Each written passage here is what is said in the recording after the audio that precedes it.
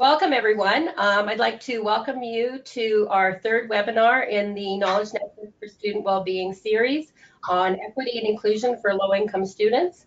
My name is Yvonne Kelly, and I'm the co-lead of this community of practice.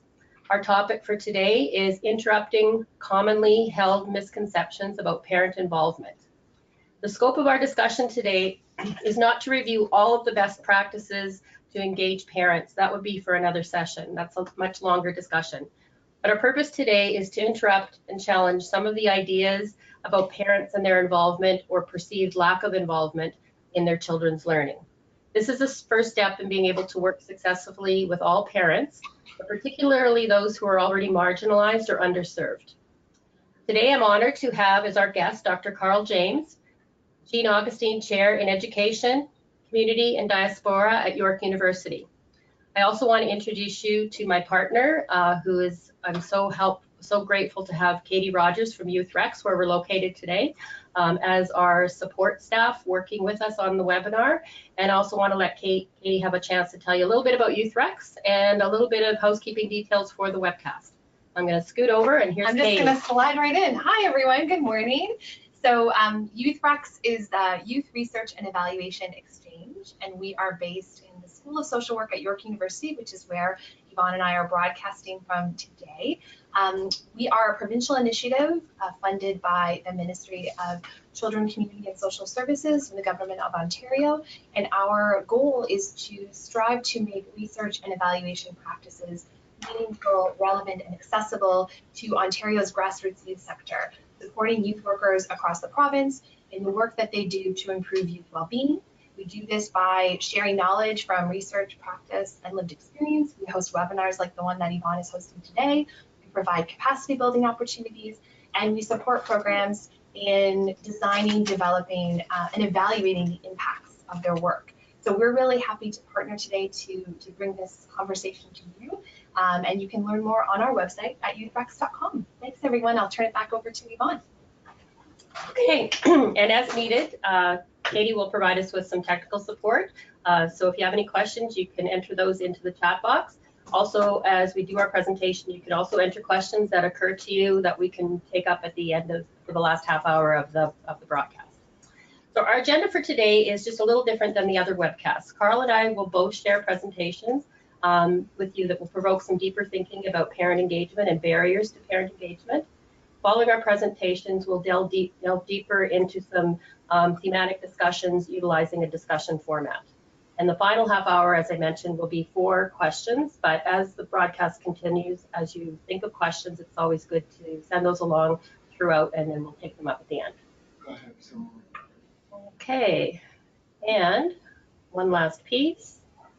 So we also will be sharing some resources with you that should come to you as part of the webcast. One is a monograph that was published by the Knowledge Network for Student Wellbeing on interrupting commonly held preconceptions of parent involvement. The other one is an article that Carl recently co-authored titled Too Busy for PTA, but Working Class Parents Care. And it's safe to say those two documents or pieces really inform the conversation today. So with that, with no further ado, I'd like to introduce Carl James, and we'll upload his presentation. And take it away, Carl. Thank you.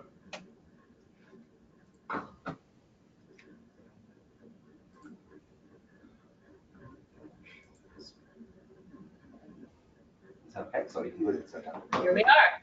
Perfect. What that? It's over there. This side. Go back. No, that's there just to tell you what's happening. Go like this. Okay, that's fine. Okay. Is the presentation visible? The PowerPoint? It is now. Yes, we can see it. Okay. Yeah, we're ready to go. PowerPoint. Go ahead. Okay. Good. Thanks very much. Thanks very much for having me. Thanks very much, Yvonne, for inviting me to be part of this. I'm talking about interrupting parents' involvement, and we're looking at the whole idea of equity and inclusivity for parents within the education of their children, and particularly looking at how class and income level might influence what's going on. My particular approach, and I'm coming to this with a critical theoretical perspective, and I'll give you a sense of where I'm at and why I say that and how that informs what I'm going to say. Critical theory and critical race theory also informs us about the stratification and hierarchies in which we knowingly and unknowingly participate.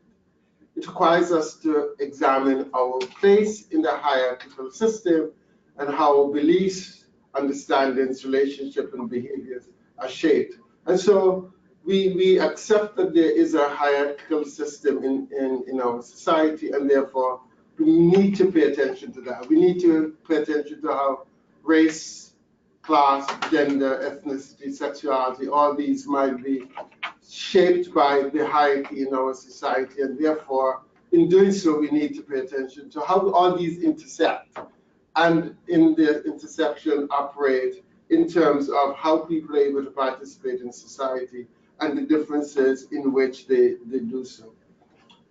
We give attention to individual, institutional, structural existence of classes, as I said earlier, and of course, it demands that we pay attention to our assumptions.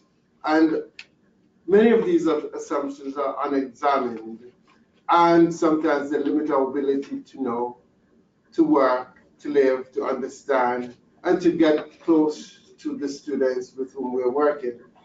Hence, in working with students, and for me coming to understand parental participation, then we need to pay attention to these factors.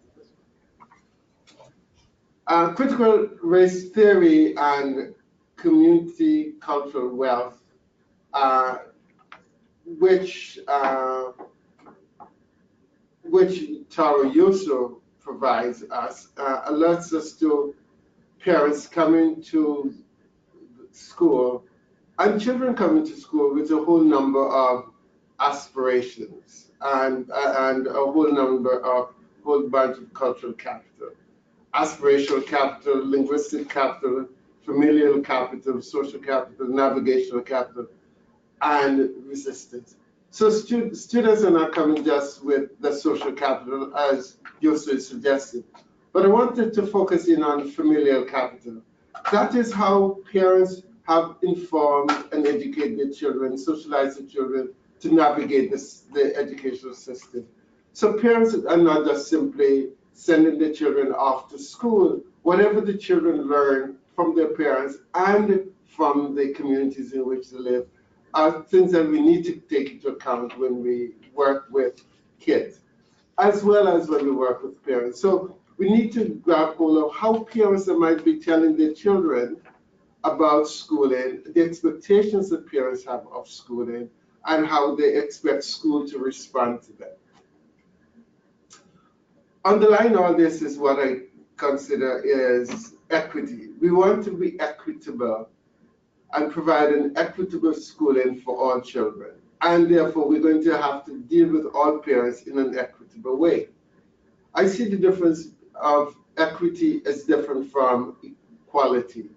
As the diagram there, as the slide is suggesting, we're talking about, when we talk of equality of opportunity, we're making the assumption that we can treat all parents the same. But that's not necessarily equitable. If we're going to invite and work with all parents, we must treat them differently. We must treat them based on the social situation from which they come. We must take into consideration the social situation. And in that case, we're just paying attention to social justice. Bringing parents into the school system means that we have to be equitable and paying attention to their differences. The other point that I work with is community cultural wealth. Sorry, community reference approach to education. I think when we think of parents and we think of students, we're thinking of the communities in which they live and how that community might inform some of the ways in which they're thinking and the expectations they might have of the education system. So we cannot work with parents and students effectively unless we know something about the communities. Therefore, we need to spend time learning about the communities. We have to read up about the communities. We have to pay attention to what the media say about the communities in which the students live. And sometimes what parents are doing is reacting or responding to the community. So what we see with students sometimes is how they are responding to the communities in which they live and how the community might be a factor in their lives. So we need to, as teachers, as learners, as community people, need to engage parents in knowing a sense or having a sense of the community. And we need to integrate the knowledge that they have of the community and that we have of that community if we're going to build the relationship with parents and students. So we need to utilize the background of these parents and also pay attention to how they are working with. And so as we build the curriculum with students and we build the pedagogical ways in which we're going to teach students, what we in the back of our minds then is what we have learned from the parents, what we have learned from what parents want of the school system and want of us as we educate and interact with their children. So we work with students to build their skills, and in doing so, in building their skills, we are paying attention to parents. So parental involvement and engagement means building relationship with parents directly and through their children. It means having a sense of parents' interests and aspirations for their children because it provides a roadmap for the learning teaching situation. And having positive relationship with parents can result in positive relationship with students. Because I remember doing a research last year in one of the boys, and one of the students felt very positive about his teacher because his parents had a very positive relationship with that teacher. So those are very critical for the whole learning process. And therefore, we need to build an ordinary life situation into and interaction into our work with parents. I'm influenced also by Lewis McCoy's ideas about parents. He says all parents want their children to succeed through education, but some parents are better able to customize their children's education to ensure that success. This ability is influenced obviously by class and race and other factors. And he talks about parents sometimes will come quite, in some cases naively, and in some cases very deliberate and knowing what they want of the school system. But sometimes teachers push parents into particular ways of interacting with the school. So he talks about the consumer and beneficiary. There's a point where the teacher, the parents will take a consumer approach.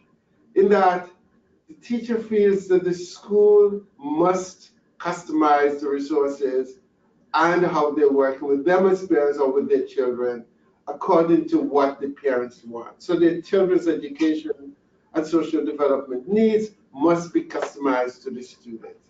And that tends to be very much part of how middle class and upper class parents might react to the school. That's what the findings showed. Other parents, in particularly working class parents, and we could say immigrant parents and racialized parents, who might find themselves that their difference is not related to or dealt with effectively by school, they tend to have a beneficiary post. They feel that the school is a resource. They do their best with their children, and they think that teachers know best, and they have to just follow what the school program is, and will respond to all the suggestions that teachers make because they think that they have no power to do otherwise. And in that case, then the beneficiary post is not necessarily one of the ways in which we'd want to engage parents. we would want them to feel that they can influence education and the process of education. In preparing for this, I was also looking back at what the Ontario Ministry of Education has had to say about education and about parental involvement. And according to the Ministry of Education some time ago, 1994, since this has been in effect, it says a broad parental involvement is a broad term and includes such things as good parenting.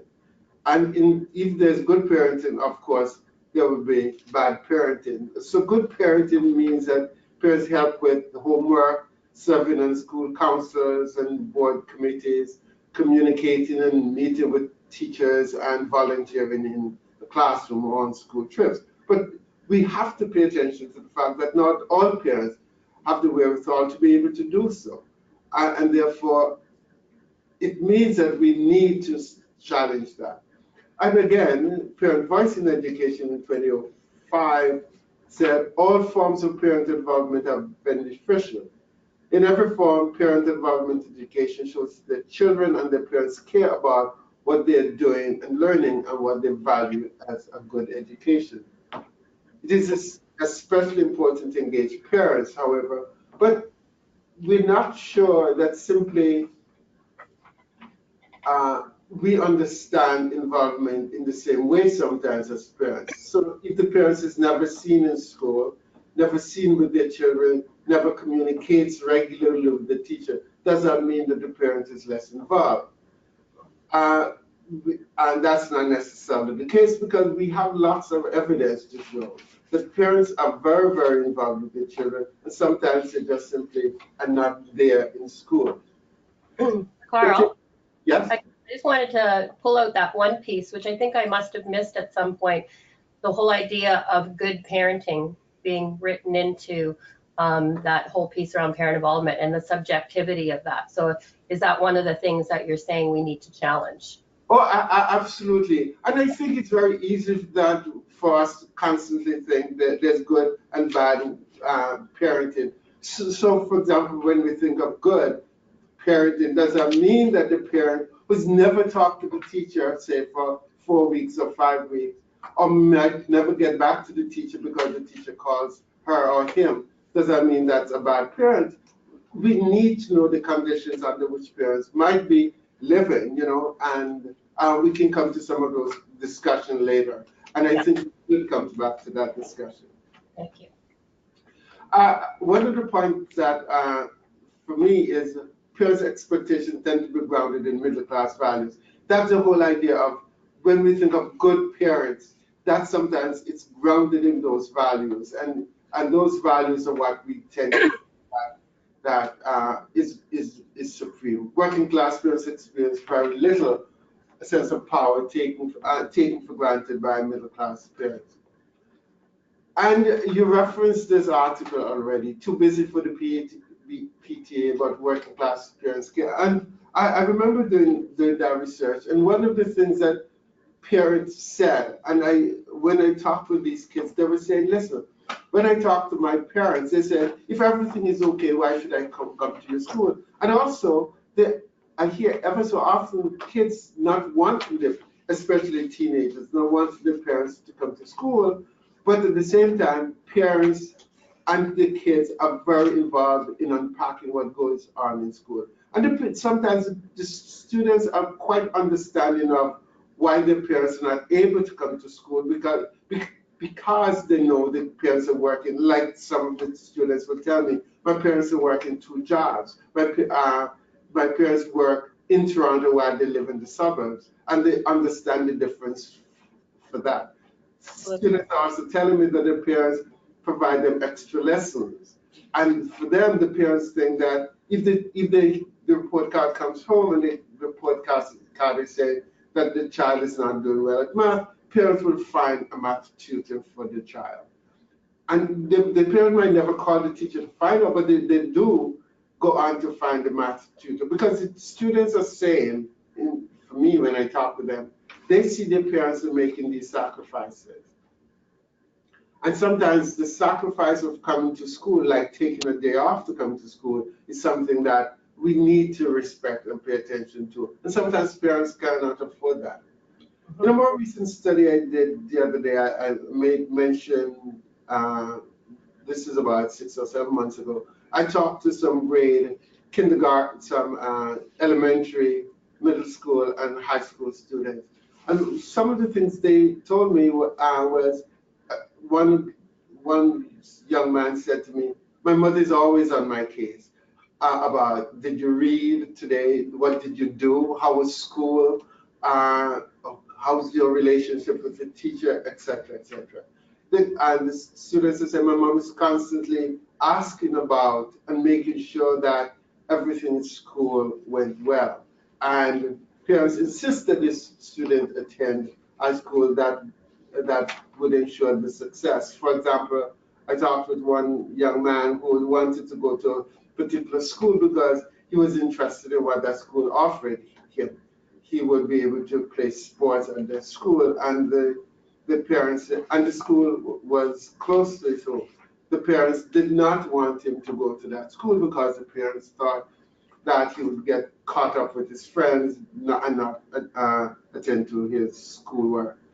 And so when I interviewed him, I asked him, "So what did you say to your mom when she said that you're going to that school and you prefer to other schools?" He said to me, "Oh, my mother said, I say so you have to go." and which was not what he wanted, but it's how parents in these ways are very, very involved. And to me, those are some of the involvement that we need to pay attention to, and not just simply think that it's parents. So parents might never be never be at the PTA meetings, or they might never be going to a trip. But that's not to say that they do not really have that commitment to their children's education. And I want us to go into discuss. So how else are parents involved in their students' education, and how might we start thinking about how best to engage parents in the schooling process, so that we can ensure students become the full participating citizen in our society. Thank you. Absolutely. I have a follow-up question, Carl. We'll do more questions later, but I wanted to check in with you because we've talked about this before. As an educator yourself, as a parent of your own children, what has been your experience of how you perceive the expectations or the perceptions of teachers on low-income, racialized, newcomer, working-class parents? Does that play a role in the absolutely. parents, the very perception of who they are based on? And here's where I think sometimes the where you live, that postal code is very, very much a factor.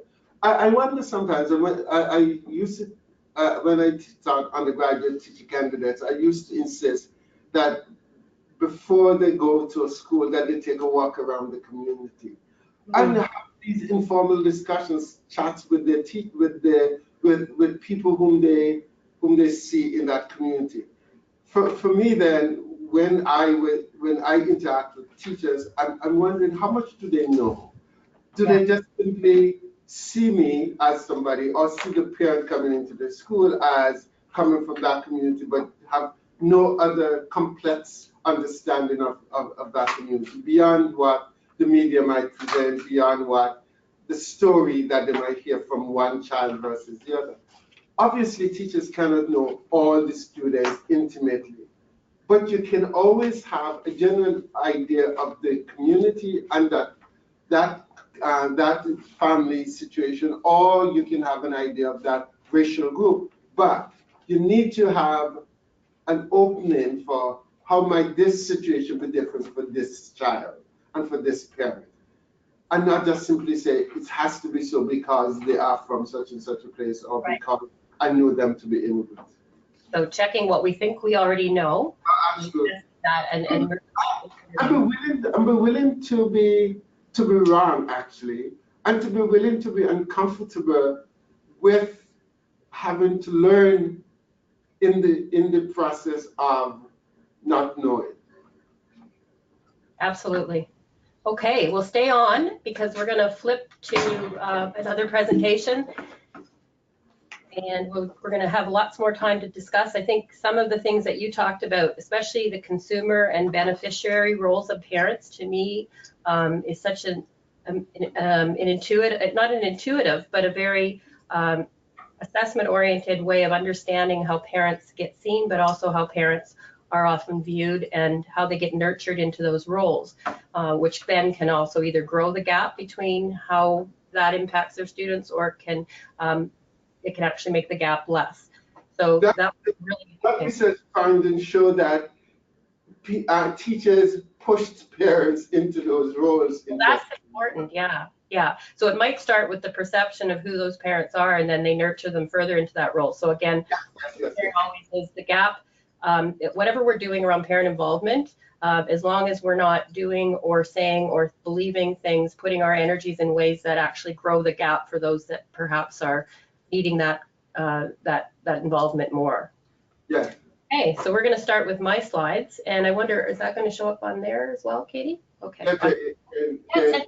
They're there right now. Yeah, the slides are on screen, and just a note to everyone, we've had a few questions. We're going to work to make both of these slide decks that are on screen today available to you all after the webinar. And this webinar is also being recorded, and we will try to make the recording available to everyone as well. So, so those who have asked, just to let you know that that's something that we're going to work to do. Okay, so you can see from the first slide that the topic that we're sharing today, there's going to be a lot of crossover, but there's also going to be some different points made, and that's why we really look forward to a fulsome discussion at the end. So first of all, let's begin with what we mean by parent engagement. And I think this is something we can agree on, that it's not necessarily a very clear definition. There's lots of different things that can be meant by parent engagement. Is it at home? Is it in the child's learning with the parent at home? Is it in the classroom, in activities at school? Fundraisers is something we see a lot more parents getting involved in, willingly or not willingly today, at school council or elsewhere. And I believe Carl has already mentioned any form of involvement can be a good thing, but I think we end up weighting certain things a little bit more than other things. And I want to get far ahead of myself. Did you have something to say, Carl? No. Oh, okay, I thought you were going to add something. Okay. So let's begin with what we mean. And I think, oh, this one isn't, okay, that's what's going on. See, there we go. Technical difficulties abound. So where did this focus on parent engagement begin? So research for some time has shown that one of the most critical factors in a child's success in their school is parent engagement in their learning. Since 1994, again, as Carl pointed out, the ministry has really emphasized the importance of parent engagement for student achievement. So we're not arguing, or would I argue that parent involvement isn't important in terms of children's learning. However, the definition itself of engagement, the assumptions and judgment are often made about parents who, and their particular level of or quality of parent engagement. So back to the whole term good parenting, who decides what that is? Oh, here we go. So we tend to rely on a very middle class, upper middle class white notion of what it is to be involved in your school, your child's school. And attended engagement comes to mean parents attending school fundraisers, events, helping out in the classroom. So very visible aspects of engagement are easy to see and more obvious to all. So we need to begin to see parents being engaged in particular ways, or we don't recognize it or value it, which can be really problematic.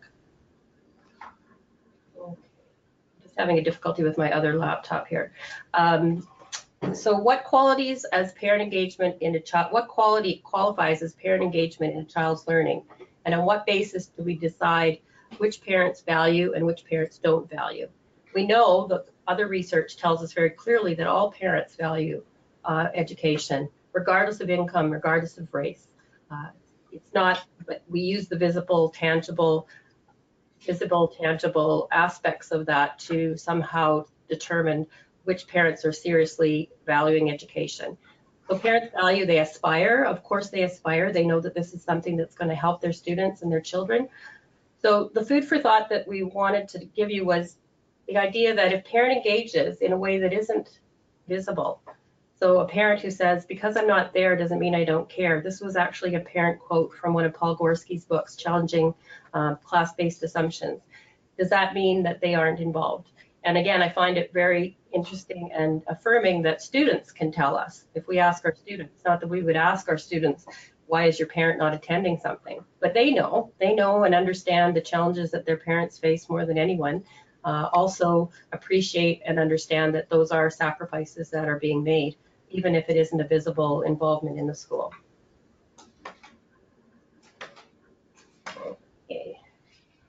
So one of the reasons that we know that stereotypes become prevalent in education, but in all aspects of life, is because of the idea of the culture of poverty, and that's one area that has really delivered a lot of false stereotypes about people living in poverty, misconceptions and assumptions based on the select information that's basically more negative stereotypes than positive.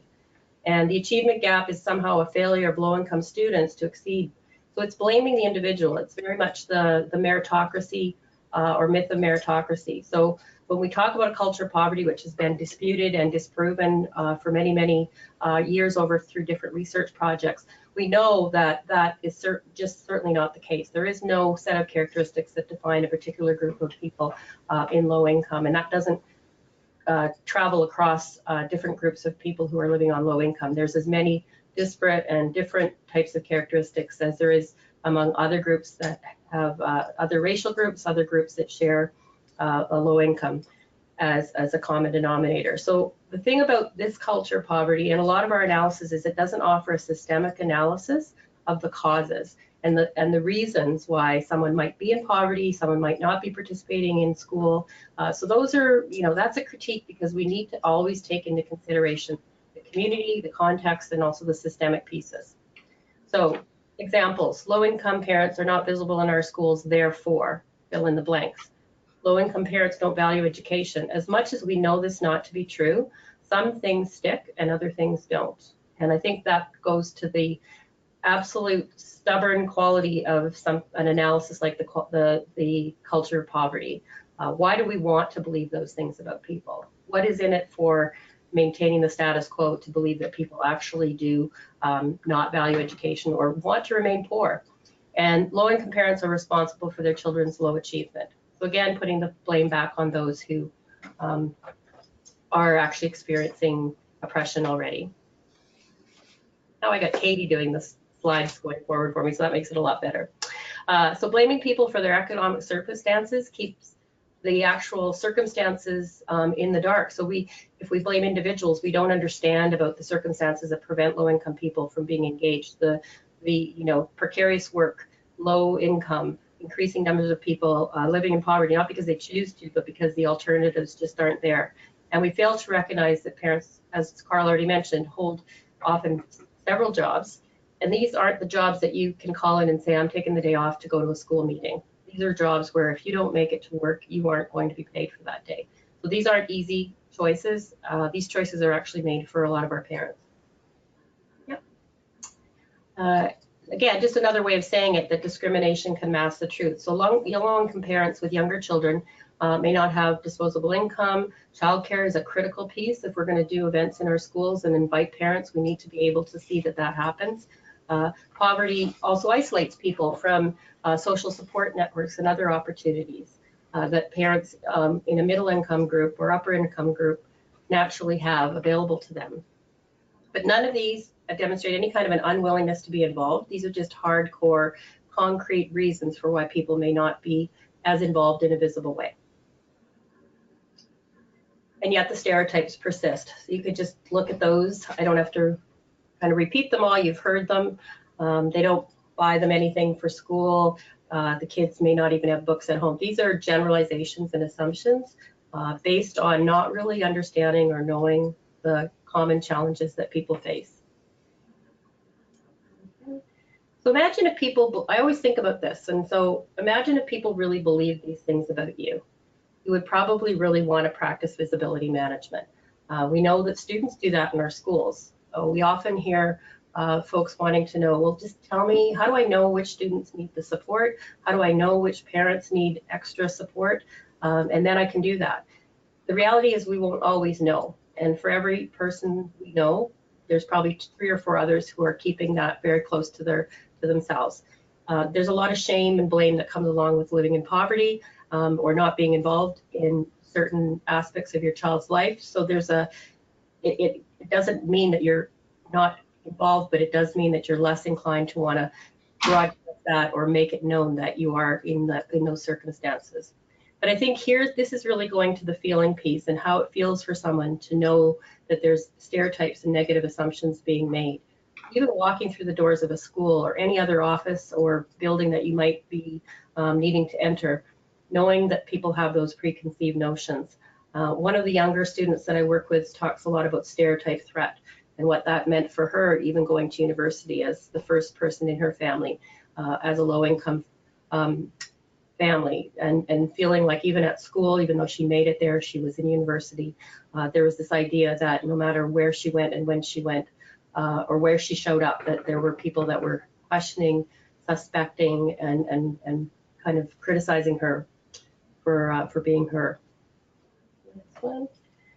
So this goes back, this is one of the most interesting pieces that I find that we want or maybe need to interrupt, which is the role of educators' perception of parent involvement and value of education. So some research has shown that the value, the importance of teachers perceiving, influencing the expectations that students have of themselves, perceiving that parents or students don't care, can translate into lower academic achievement, and so that actually the perceptions themselves, and we know this from anti-oppression training, we know this from anti-bias, that those beliefs that we hold can shape expectations. And perhaps what's going on here a lot of the times is when parents are seen in a particular way and expectations aren't held in the same way, that we're reinforcing the idea that they aren't going to produce the kinds of results and show us that they're actually involved, which has an impact on student achievement. So is it the parent involvement has the greatest impact? Or I beg the question, how much of the perception of what is happening at home or not happening at home or not happening in the school is actually having a real impact on our students? That's something we can have some control over. And that comes from Patty Norman's work. Next slide. So educators who have lower levels of trust in students and parents in low-income schools. This is a multi-level examination of teacher trust, and trust is very important if you're going to build relationships. So if we have situations where students are in a school where it's largely low income and the trust levels are harder for teachers to come by based on whatever it is they've decided parents and students are bringing, that can set up a really difficult platform for trying to build those kinds of relationships. Teachers, and this we already mentioned, teachers lowers expectations for students, can contribute to lower expectations of themselves. Parents being stigmatized before they even walk into the school, reinforcing the belief that they don't value education. You're expected to act in a particular way, you do those things, and then it reinforces the false misconception. And all of these different forms of perceptions negatively impact students' achievement and also their engagement with school. So how parents are involved matters, and there's lots of different ways that we know parents can be involved. But the surprising, maybe not so surprising piece here is that really the involvement that parents have with their students outside of the school, it has the most impact, the most bang for your buck. Not that other things aren't important, but if you really want to drill down on what is happening for students, which means that we have to have a little bit of trust in the sense that we know if we don't expect that parents aren't involved, then we don't get involved to find out and get to know them ourselves. But we know from research that this is probably where the most helpful and beneficial support for our students comes from. Parents just being parents, caring for their students and wanting them to have the best. Next slide.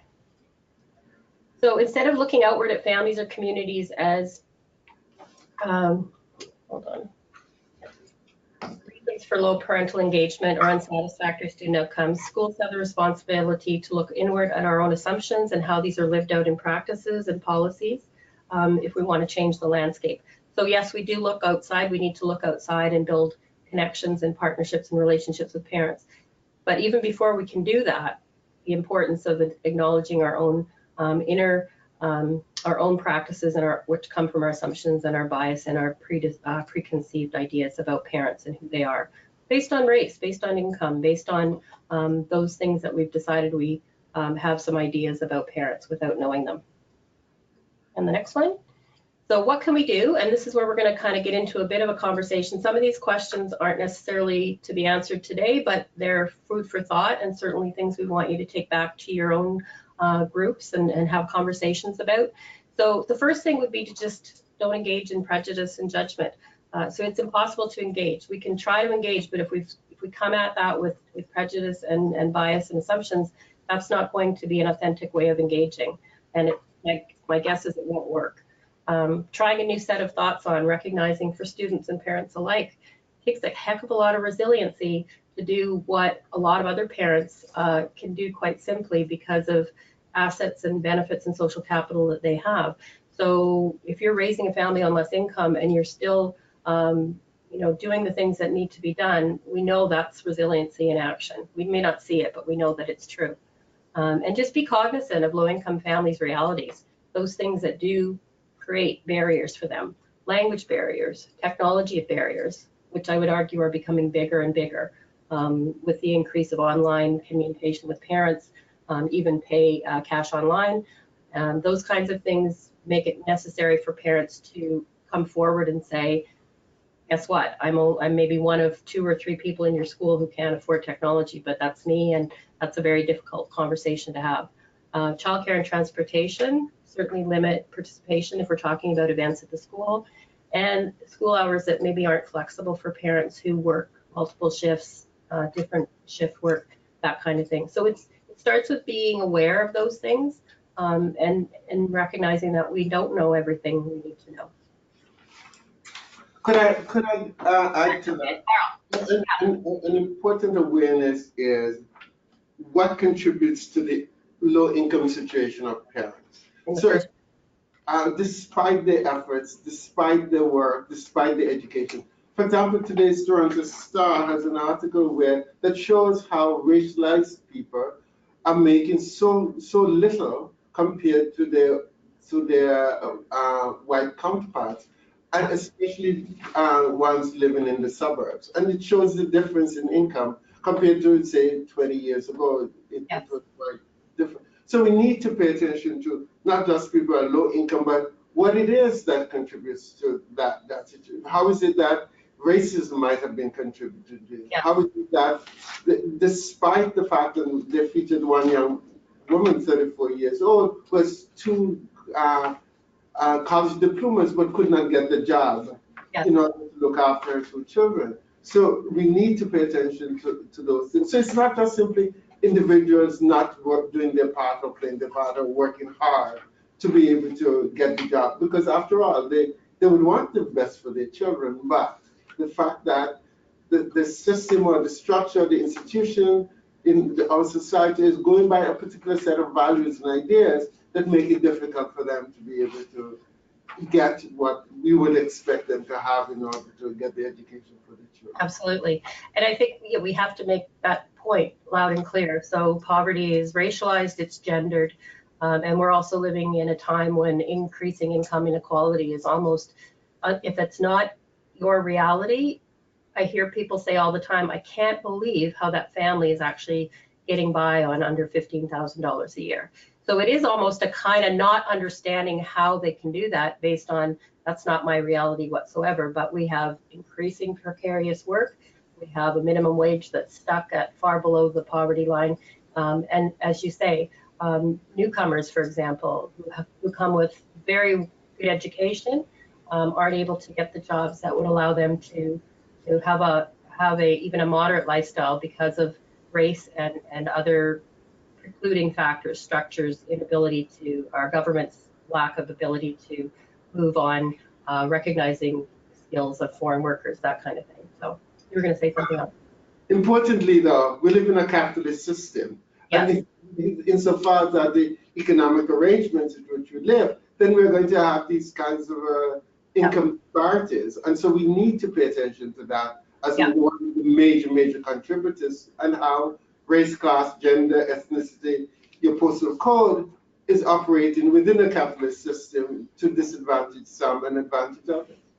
So let's do our next webinar on that because I think we don't interrogate that nearly enough, and we don't, sometimes I feel like that conversation doesn't happen because it's perceived to be too political, but everything's political and nothing's neutral. And I think that's a really important point. So I'm glad you kind of pushed on that piece. So again, some of these things are really what you can do at the school level and what you can do at the board level in terms of making your environment warm and welcoming, because none of these relationships that we need to have so that we can know our students and our parents are going to happen unless we can do some of these first steps. But again, if we're not really thinking about the structural causes of why things are happening the way they are, then we will continue to put the blame on individuals. So I often say about poverty that if poverty is the insult, or poverty is the injury, classism is the insult on top of that injury, racism is the insult on top of that injury. So you're also being held accountable for the very structures that you're being oppressed by. Next slide. And on a system level, just 3 suggestions, but other things I'm sure people will bring up and talk about. Adequate funding for our schools. So even though we're going through a particularly difficult time right now, and one would say a crisis for sure, let's not kid ourselves, our schools were not adequately funded even up until now. So we've seen a growing reliance on fundraising, for example, on fees, all those things that tend to grow a further wedge and barrier between marginalized or vulnerable parents who we claim need to be the most engaged, and yet the very realities that we either are complicit in or don't challenge are the ones that create those gaps for parents. It's not parents, it's the structures that we either create or are complicit in. And be aware, so policies such as fees and fundraising, I think I mentioned that already.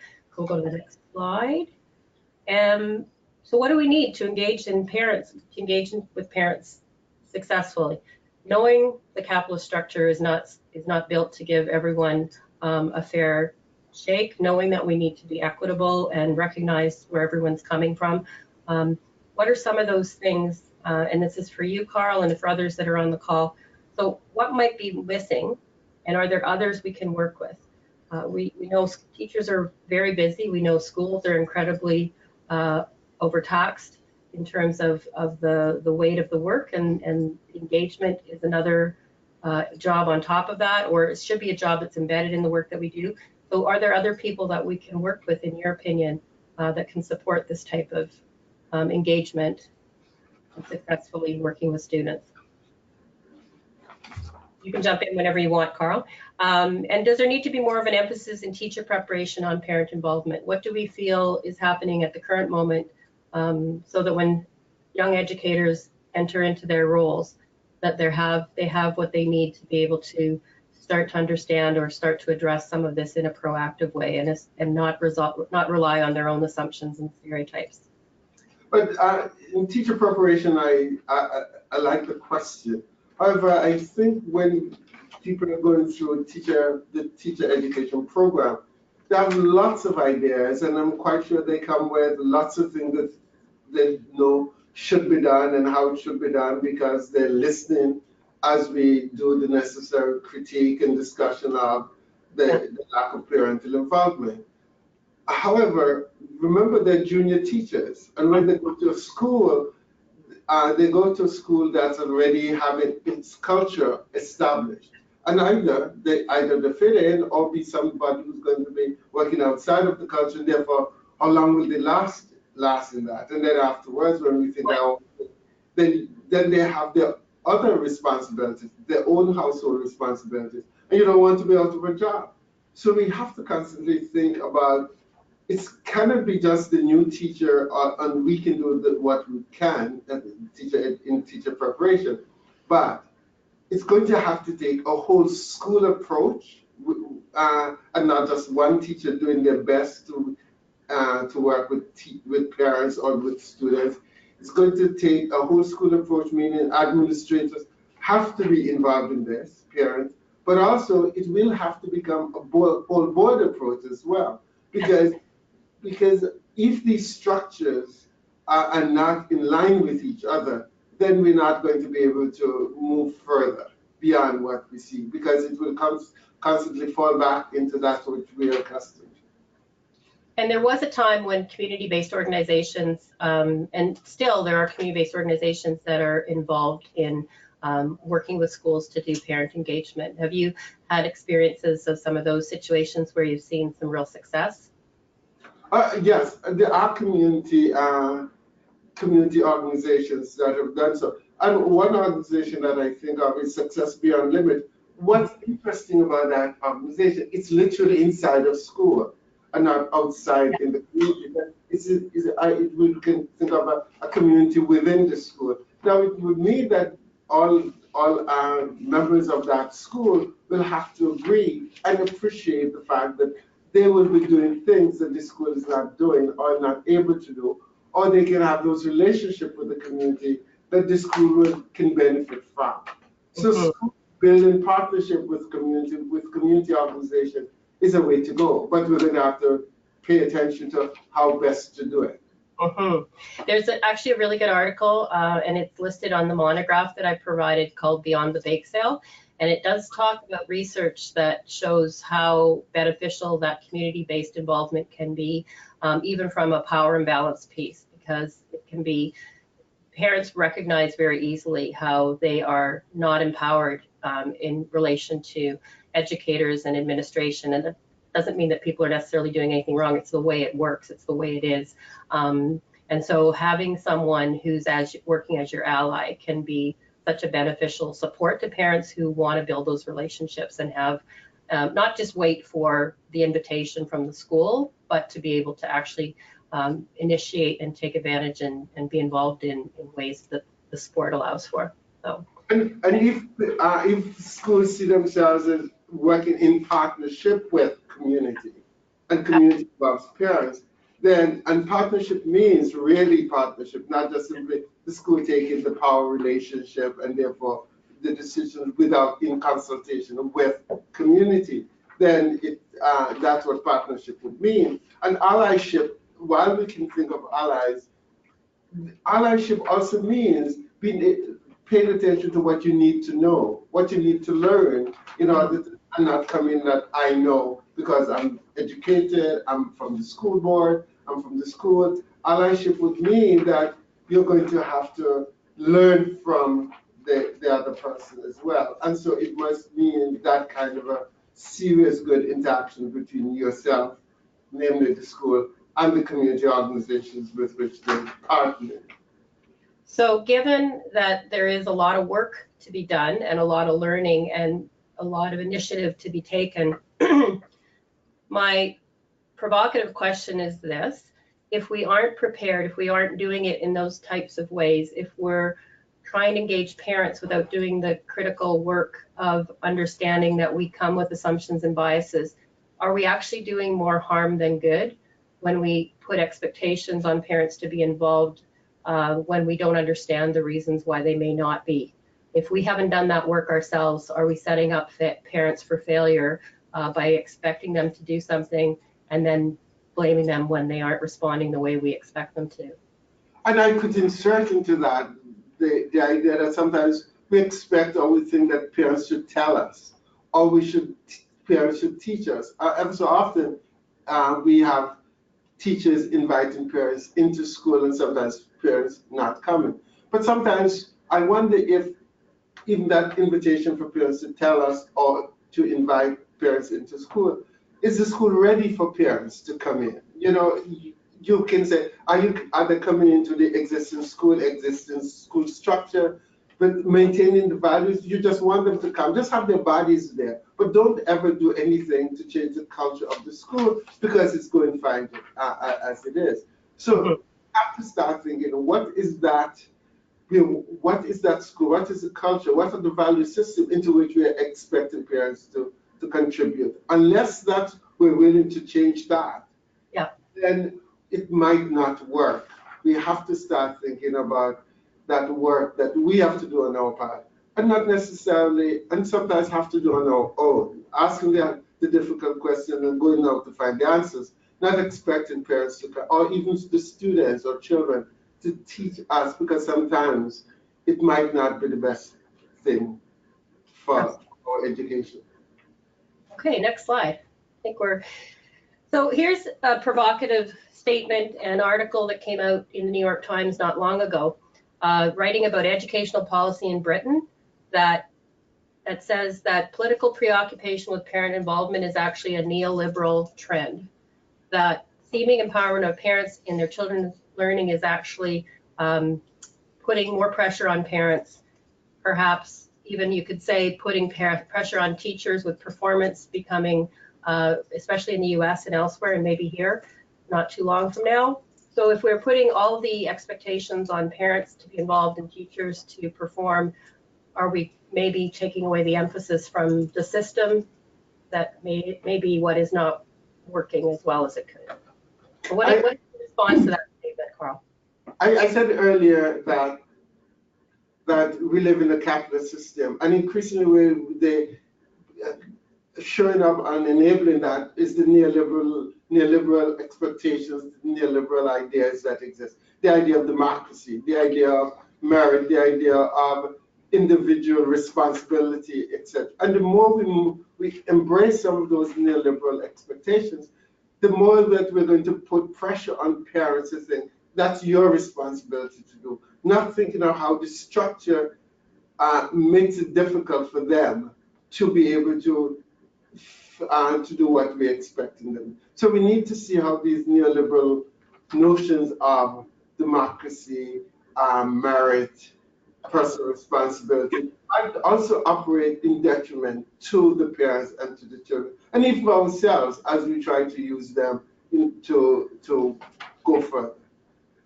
Okay, next slide. I think the next slide is similar to that. Again, you hit it right out of the park at the beginning with the whole looking at good parenting. So the implied message being that parents who are involved are good and parents who aren't involved or aren't doing those things that we want them to be doing are bad parents. So Ray says or suggests that the focus on parent involvement can actually increase the stress levels and anxieties of parents, and do parents, especially parents who are already suffering inequalities of gender, race, and class, do parents really need that kind of pressure? Earlier you talked about the stereotype threat. Yeah. And that coming out from Steers and his co-writer. And he was referring to African Americans and how that operates when they work hard because they know the stereotype that exists about them. And therefore, to avoid that stereotype existing, and because of that threat, they work hard to be able to counter those stereotypes. So I think it's applying here. I might be seen as a bad parent, so I work hard, really hard, not to be a bad parent. So when the teacher expects me to show up, I will work hard to show up. But the work might make it difficult for me to do so. The distance from school, the hours that I'm expected to see the teacher, all those guys.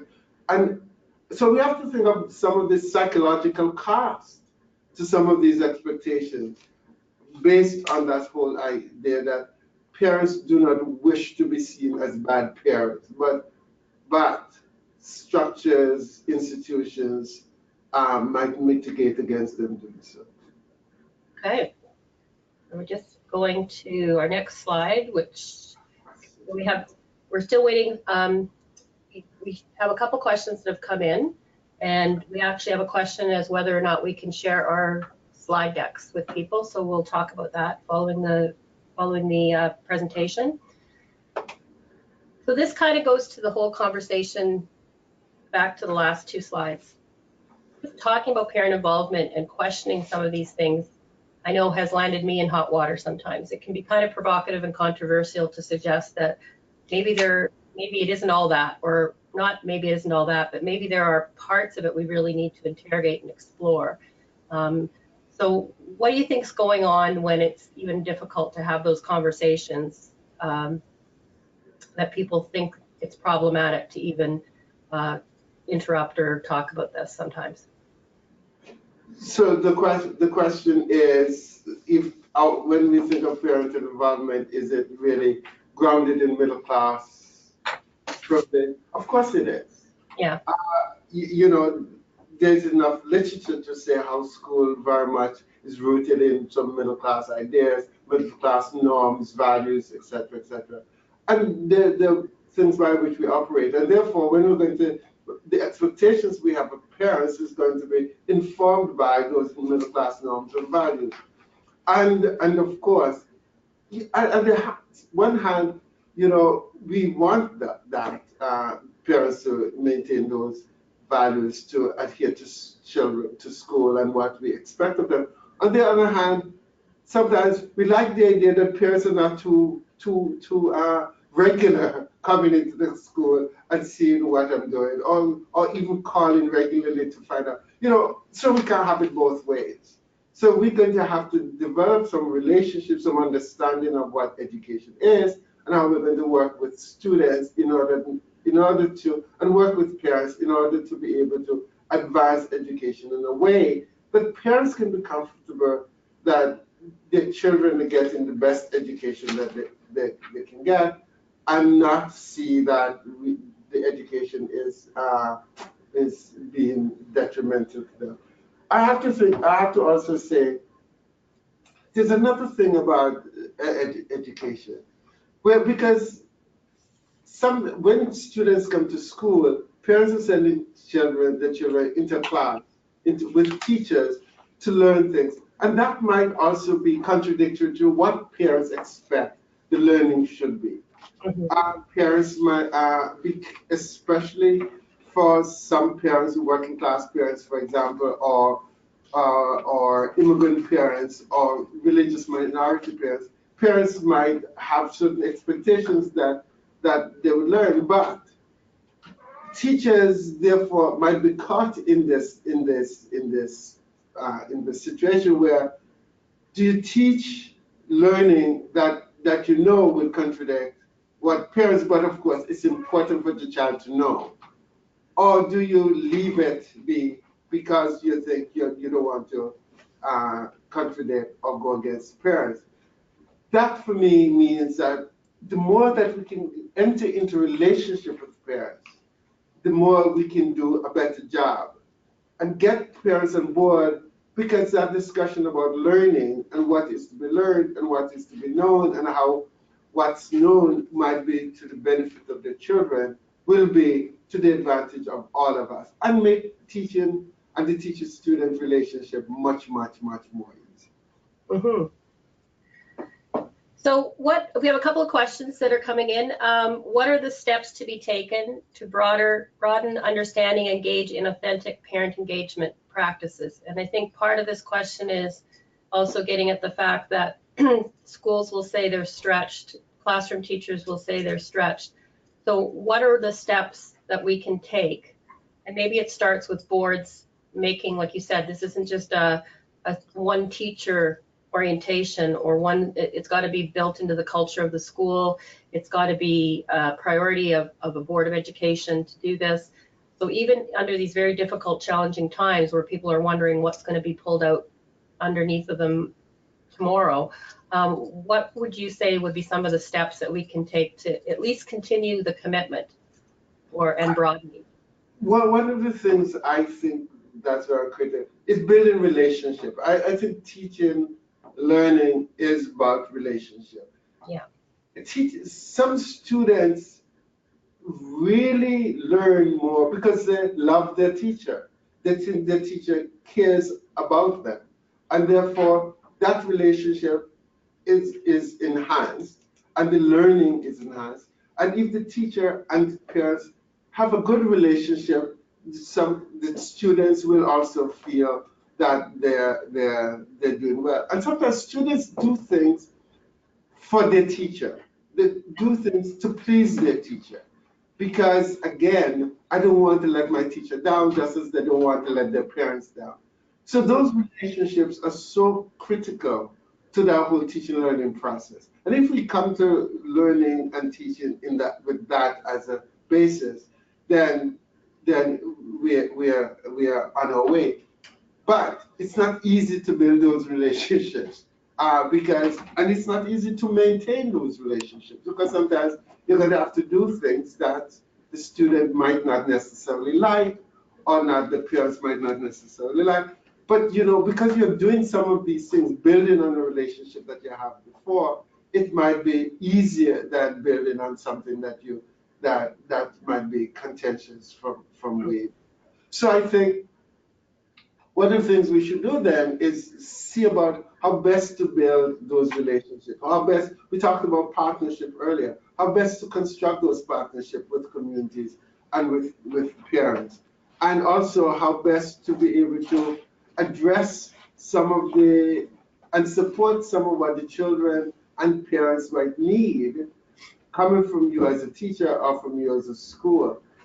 All these and sometimes I don't know if you can ever get authentic, the idea that things are really authentic. I'm not sure if you can ever get there. But if that's an aspiration, that so be it. Right. But if we always think that things are never achieved fully, just as the questions might never be answered fully, but uh, might bring further and more questions. If we can think that some of these aspirations, therefore we work towards aspirations, then rather than thinking that we have accomplished the goal. And education should always be, and working with parents and working with students should always be an aspirational thing, so that we can always think, what better can we do? What else can we do in order to make these things accomplished?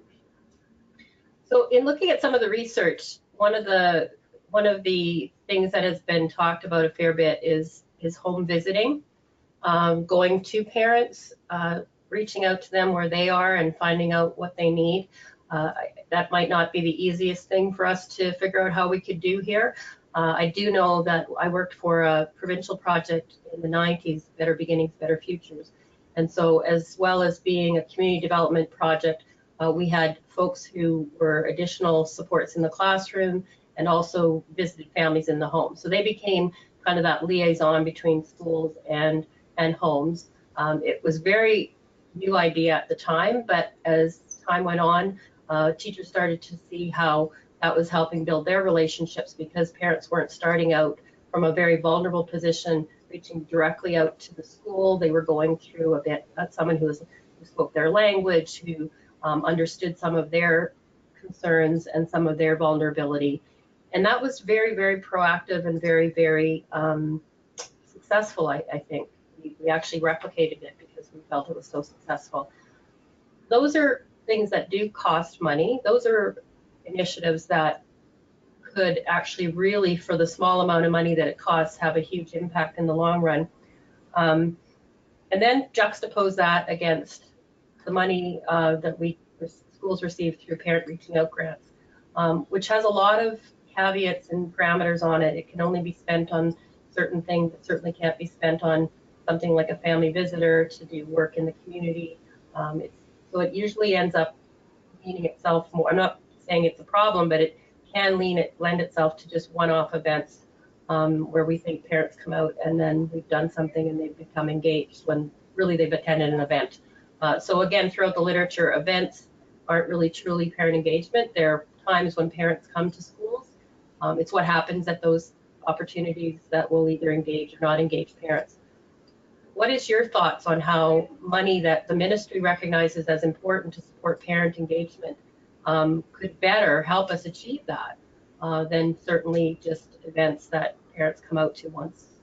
I'm intrigued with the idea of home visits and going. One of the things I think here is the insurance Yes. costs and some of the things that parents might not necessarily, or the boards now are not able to do those kinds of things because of all these other things, the implications of that. But it would be nevertheless useful, and there are some teachers who do that and build relationships with that, and so those kind of things. But I was thinking as well, when you talk about the events, I think of these multicultural events as one way in which we get immigrant parents, racialized parents, or to come to school, which I wonder how helpful they are, because I think where teachers think about if we can just show their culture or bring parents in to talk about their culture, then we will be getting hold of them. But we have to see culture as constantly changing, not the static thing. And also, kids who might be born here, second generation or third generation, might not necessarily connect with the culture in the same way, or they don't want it in school because so again, when we talk about relationship and getting to know and really questioning things that we do, it all comes back to how much we're going to just simply not assume that these things that we have always done. And it is true that last year a good teacher might have done a particular program, bringing parents in school, inviting the child's parent on field trip, and or inviting them to have showcase their culture, quote unquote, which I never think is totally the best way. It might have been done last year, but this year you might try to do it, but it might fail because of the very thing that we're having different groups of students. And that's the other thing about teaching, is that every year you cannot predict the kinds of students you're going to have. What worked last year might not work this year and might not work the year after. So teachers have to constantly be revisiting the program. And that's why sometimes I think that first few days of school and the first few days that parents are dropping off their children or when students come into the class should be spent trying to get to know, you know, and also teachers and the students getting to know the teacher. Teachers should be talking about what he or she what her preference or his preferences might be, her or his background. It's not simply to know about them because they're other, but to know, to share. And the more teachers share that, then it might be to their advantage. And sharing with parents is equally powerful way of building relationships. Well, you might have already answered the next question, but I'm going to read it to you anyway. How can we create healthy communities? So that could take a couple hours to answer, but we'll get you to do it in a couple of minutes. And how do we become good role models for our neighbors' kids? So it's really a question about community and what good neighbors can do to support each other. Again, healthy communities will depend on so many things, and who's asking for those healthy communities. But you also talked about role models as well. Uh, if we think that somebody is going to be a role model because they have particular moral standards, or because they're of the same ethnic or racial backgrounds, or because we want a male coming to school because these kids don't have any experiences with males in their homes. If those are going to be the narrow way in which we're going to understand role models and be good teachers and be good neighbors, then we might fail in doing so. Again, there might be approaches, but we have to interrogate them to see will they work? Are they the best for this child or for this parent or for us to build a partnership with the parents? I'm not, if we do that interrogation, and we might find that it doesn't work. And it's okay for it not to work. So and not to hold on to it because we have been doing it all these years, or somebody else says they tried it in their school or in their community, then it must work in ours. No. So I think working through building those solid relationships, and I said solid, interestingly, I'm not sure how solid that might be, but it's important to build those kinds of significant relationships. I'm not sure I answered your question, but you can ask it. It was a big question. So I think there'd be lots to say about building healthy communities. I mean, back to our earlier conversation, living in a capitalist system with inequality on the rise, we've seen health of communities not disintegrate, but certainly decline. And I feel like so much of our work is to is maybe we can't change some of those things, but we can certainly be aware of what's happening and the impact on the children, the families. I think the other thing that's a challenge for teachers, well, many times they don't live in the community, so it is more effort. It is a big job to get to know those other the communities and the people are in those communities. Go ahead. So my question would be, what role do teachers have, or all of us as teachers have, in ensuring that we have a good economy so that parents are working, so that we have good things happening in our classes. So it seems as if we as teachers should, and principals and school boards, have a responsibility to also make sure that we have a healthy economy, that we can avoid having some of the poverty situation that we see around us, because the more that's dealt with, the better will be the situation in the classroom. So all these are interrelated. All these are interrelated. So it's not just simply working in the classroom really with teachers, with students and parents. It's also paying attention to what political work we have to do in the larger society, in larger Canada, to be able to make our lives in the classroom with the students better. Obviously, there is work to be done there. Well, and speaking from a perspective of someone who does a lot of grassroots organizing and activism, there's such value in having educators and nurses and doctors and those who can speak in broad terms, not just to what they know is happening, but how it's impacting the very students and clients that they see. So when the Nurses Association of Ontario backed the increase to social assistance, which has never been higher than 40% below the poverty line since '95, and said that this is costing us money, this is costing us the health and well-being of many of the people that live in our neighborhoods, who attend our schools. There was a certain amount of traction that got, as well as a doctor at St. Mike's Hospital, whose name I can't recall right now, who has actually started to prescribe a higher income as a treatment for people who are suffering from illnesses and symptoms that are related to poverty. Dr. Gary Block, thank you, Katie, because you and I both know that, but you remembered.